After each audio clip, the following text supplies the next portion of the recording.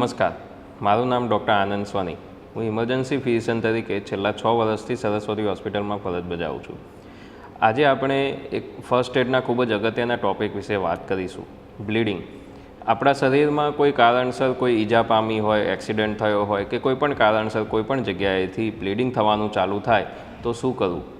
સૌથી પહેલાં તો આવું કંઈ થાય તો ગભરાવવું નહીં. જે જગ્યાએ ઘા થયો છે તેને પ્રોપરલી અસેસ કરવો, તેને ચોખ્ખા પાણીથી સાફ કરવું અને એક સાફ કપડાં અથવા બેન્ડેજ વડે તેને એકદમ ટાઈટ પ્રેશર આપીને દબાવી દેવું અને તેને 5 થી 10 મિનિટ સુધી આ રીતે દબાવી રાખવું, જેથી જે ઘા થયો છે તે જગ્યાએ બ્લડને ક્લોટ થવાનો સમય મળે.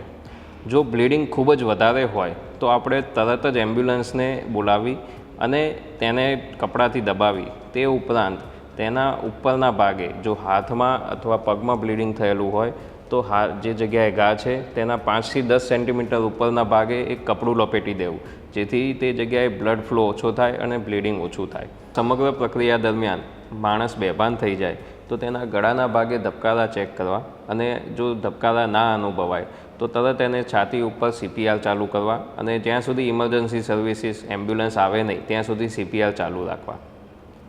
Thank you.